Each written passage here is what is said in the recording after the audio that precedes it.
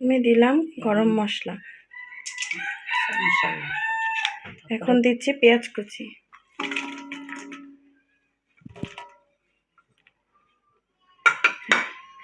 এখন দিচ্ছি আদা বাটা ও রসুন বাটা একসাথে, কিছুটা মরিচ বাটা, এখানে রয়েছে ধনিয়া জিরা গুঁড়ো, লবণ, হলুদ গুঁড়ো, মরিচ গুঁড়ো একসাথে মিক্স করা।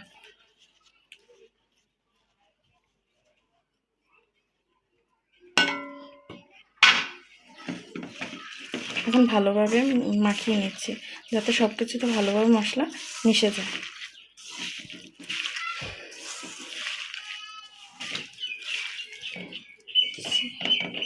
এখন দিয়ে দিচ্ছি মাংস, এখানে মাংস প্রায় 1 কেজির সমান মাংস আছে।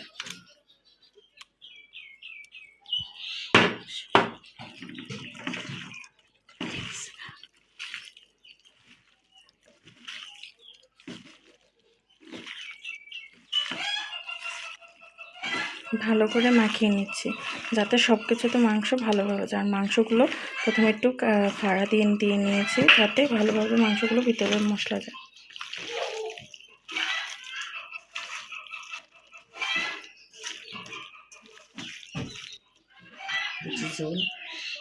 এখন দিয়ে নিচ্ছি আলু,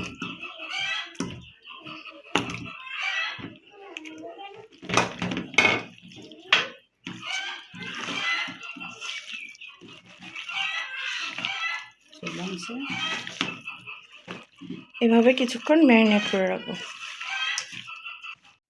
এখন দেওয়া হচ্ছে 30 মিনিট ম্যারিনেট করার পর চুলায় এই যে বসিয়ে দিলাম ফুল হাই হিটে। আমাদের এখানে তো গ্যাস নেই, তাই যতটুকু পেরেছি অতটুকু করেছি। তো এখন আধা ঘন্টা পর একটু পর দেখবো, তারপর কষানো হলে পরে পানি দেব। তো এখন কষানো শেষ হয়ে গেছে, মাংসের উপর তেল উঠে গিয়েছে। এখন দিয়ে দিচ্ছি পানি, সামান্য পরিমাণে পানি দিয়ে দিচ্ছি। মাখানো পানি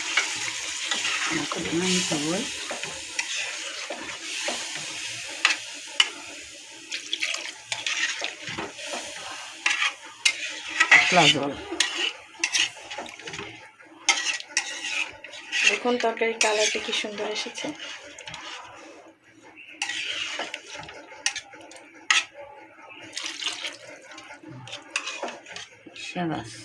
পাতলা ঝোল মাখা মাখা।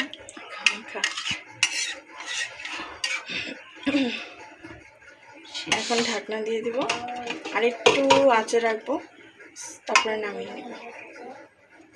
দেখুন তরকারির কালারটি কি সুন্দর এসেছে, গ্রানটিও মাশাআল্লাহ দারুণ বেরিয়েছে।